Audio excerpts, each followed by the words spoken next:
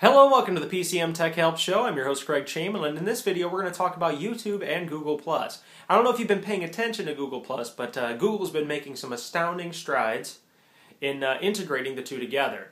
Now remember, this is the iCast series. It's where I answer questions for you, and somebody had specifically asked me, how did you connect or change the name of your YouTube channel and connect it with Google+? Because now you can see on your opening homepage feed on YouTube that actually it feeds your a Google+ feed. He shared this on Google+. Now I see Google closing this gap more and more. What I prefer to see them do eventually is migrate the two together in a way where Google+ comments also translate over into the YouTube video comments. I'm kind of hoping that they can blend one single profile community across the board to both. And that would be a great experience for me. YouTube also Google has also done a great job with connecting your YouTube account directly to your Google+ account so that you can actually do live streams directly to your channel. And this is also a very easy thing to do. You're going to be using Google Hangouts to do this. Now, the way this works is if you go into your YouTube account and you log in, you just go up to your profile page and you go up into settings, and in the settings you can actually do I don't know what tab exactly it is, but there's an opportunity, I think it's social or sharing. You can connect your particular account directly to your Google+ profile. Now when this happens, it's going to give you a warning saying that, hey, your YouTube channel page name will change, but your URL will not. Okay, that's something important for you to know. Your YouTube channel will still use your old username, your old channel will still remain the same, the way people get there, but your profile becomes connected. So the way your profile is displayed becomes two completely different things. So if you're branding a company on your YouTube channel, but you personally aren't the brand on your Google+, it's probably not a good idea to blend the two together because you're going to replace your YouTube brand with your personal profile. So that's something you need to take into consideration before you connect your two accounts together.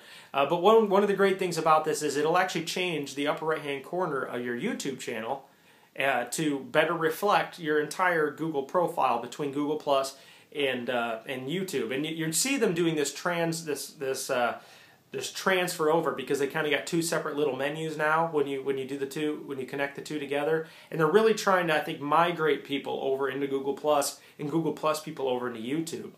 And I mean, it's just really a cool way to kind of bring it all together, and they've slowly been doing it over the past like 2 to 4 years since Google+ was released.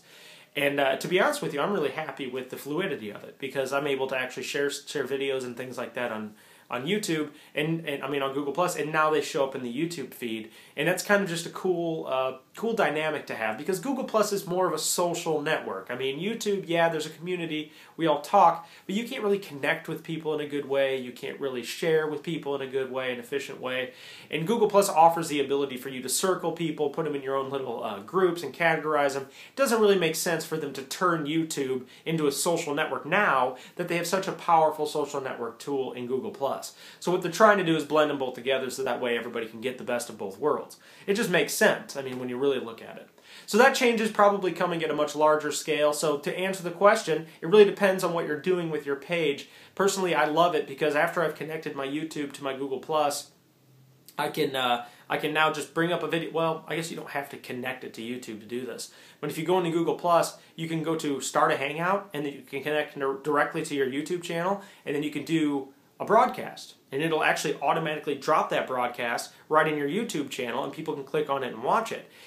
Even cooler than that, you can actually switch between your webcam and the broadcast, or you can even do an audio cast, and then you can select the screen, your desktop. So Google Plus gives you the opportunity to show your desktop. So you're actually doing a screen capture at that point.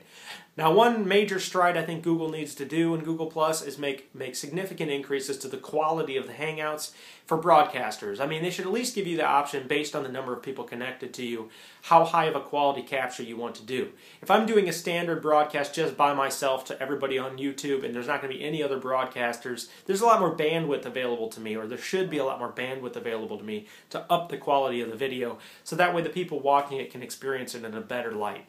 But other than that, I mean, it's still extremely positive experience overall, and I think you guys will like it.